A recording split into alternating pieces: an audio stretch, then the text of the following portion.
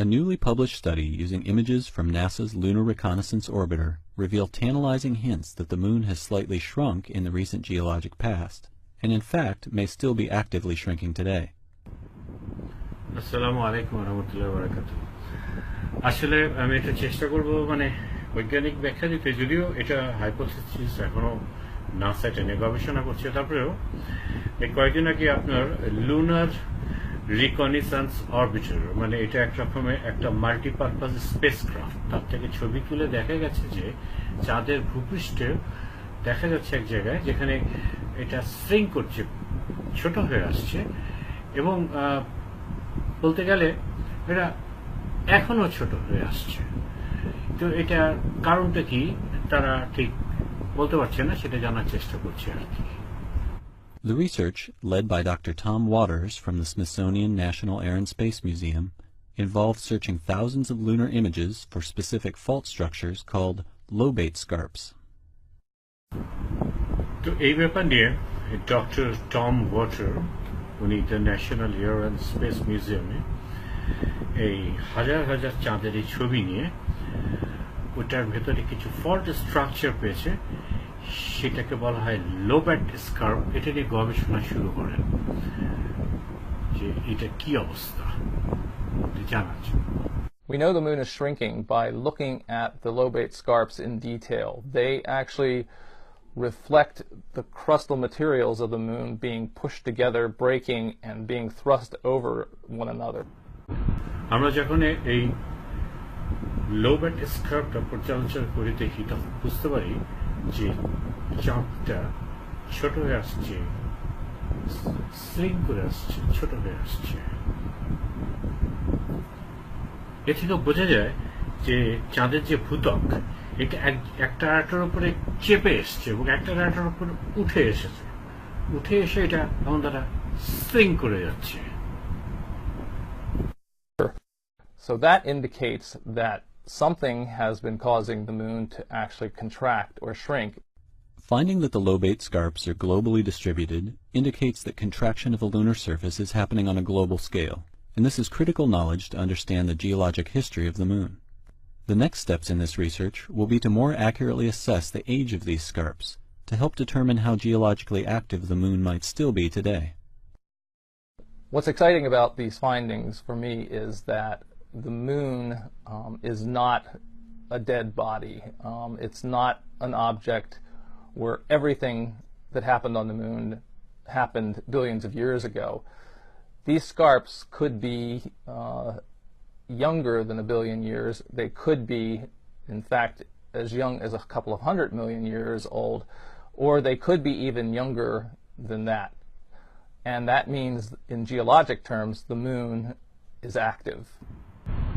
এটা থেকে বোঝা যায় কিছু একটা এই চাঁদটাকে এই চাঁদের ভূপৃষ্ঠটাকে একসাথে করে ফেলছে এবং শ্রিঙ্ক করে ফেলছে গুটিয়ে ফেলছে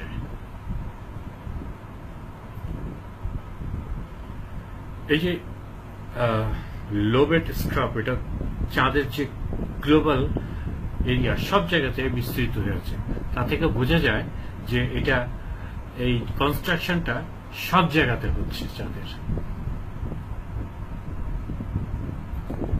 তো এই ব্যাপারে ভূপৃষ্ঠে চন্দ্রপৃষ্ঠে যদি পর্যালোচনা করা যায় তাহলে একটা খুব ক্রিটিক্যাল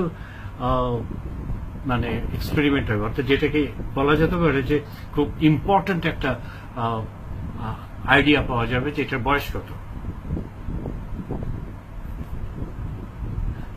তো এরপরে যেটা হবে যে এই যে লোবেট স্কার্প এইটারও বয়স সম্পর্কে জানা যাবে যার ফলে কি হবে এখন পর্যন্ত যে চন্দ্র যে কার্যকর হয়ে রয়েছে লিভিং এইটার একটা আইডিয়া পাওয়া যাবে আমার কাছে এই ফাইন্ডিংটা এত ইন্টারেস্টিং যে এটা থেকে আমি বুঝতে পারছি যে মুন আসলে চাঁদটা একটা মৃত জিনিস না মৃত বস্তু না তার মানে এটা থেকে একটা জিনিস দারুণ মনে হয় যে এমন কিছু না যে বিলিয়ন্স অফ ইয়ার বছর আগে কিছু ঘটে গেছিল তারপরে আর কিছু ঘটেনি হয়তো তার চেয়ে অনেক কম সময়ের পরেও অনেক কিছু ঘটেছে। সেটা হতে পারে কয়েক মিলিয়ন বছর আগে বা তার চাইতেও কম বছর আগে, মানে এটা কবে ঘটেছে, এটা আরো ইয়াং হতে পারে। তার মানে এটা একটা জিনিস বোঝা যাচ্ছে যে মনটা এখন পর্যন্ত জীবন্ত, এখন পর্যন্ত এটা বিদ্যমান, মানে লাইফ আছে। এটা মানে একবারই ঘটেছে, এরপরে আর কিছু ঘটছে না, তা তেমনটি নয়। এরপরে আমি আসলে নাসার সাইডে যাই। সাইডে গিয়ে আমি এই আপনার এটা দেখার চেষ্টা করি আমি পার্সোনালি। তো সেখানে আমি যেটা পড়ি, যে দেখেন ওখানে লাস্টে লেখা আছে, because the scarps are so young, the moon could have been cooling and shrinking very recently according to the team। যে টিমটা কাজ করছে তারা দেখছে যে এই যে শ্রিঙ্ক করেছে এবং এই যে ছোট হয়ে এসেছে, এই জিনিসটা খুব মানে কয়েকদিন আগে হয়েছে, বেশি দিন আগে না। আমি তার লিঙ্কও দিয়ে দিয়েছি, আপনারা যে দেখতে পারেন। অর্থাৎ এই যে একটা মনের ভেতরে যে একটা ঘটনা ঘটেছে, এটা খুব রিসেন্টলি ঘটেছে। এটা তারা করছে এবং এটা দেখার জন্য তারা আবার আরো চেষ্টা করবে। তাহলে এদের এজাম্পশন থেকে কি বুঝতে পারছি আসলে, আসলে ঘটনাটা কি, যে কি দেখতে চাই, মানে ওই যে লোবেট স্কার্প যে একটা ভাঙন, এইটা কয়েকদিন আগে রিসেন্টলি ঘটেছে এই ভাঙনটা। তার মানে বিজ্ঞানীরা এখনো শিওর না, অ্যাজিউম করছে যে এই যে লোবেট স্কার্প যে ভাঙনটা হয়েছে, এটা হয়তো অনেক আগে হয়েছে, মানে রিসেন্টলি হয়েছে। এটা এখনো তাদের অবজারভেশনের মধ্যে রয়েছে। তার মানে আমি বলতে চাচ্ছি যে যেটা এখনো অবজারভেশনে রয়েছে, যে চাঁদের যে ভাঙন বা চাঁদের একটা ভাগ, এইটা যে খুব রিসেন্টলি হয়েছে, এটা বৈজ্ঞানিকভাবে এখনো তারা আশা করছে, এই জন্য আরো দেখতে চাচ্ছে। তাই যারা হট করে বলে দেয় এই যে চাঁদ দ্বিখণ্ডিত হয়েছে, ভুয়া, তাদেরকে বলছি যে আপনারা যদি নাসার সায়েন্টিস্টদের এই জিনিসটা ভাবেন, তাহলে আপনারা এই ধরনের বোকার মতন কথা বলবেন না।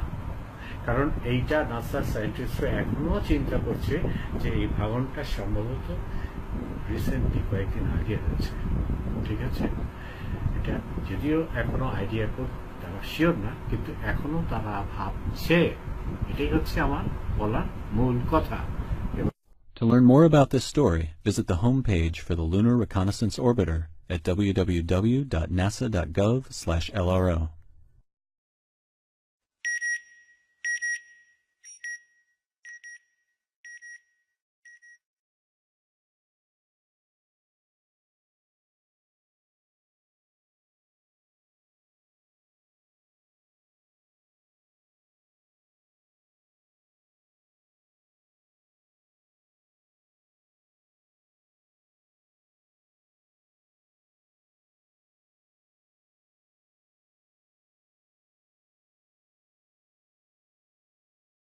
My name is Tom Waters. I am a planetary scientist here at the Smithsonian's Center for Earth and Planetary Studies at the National Air and Space Museum.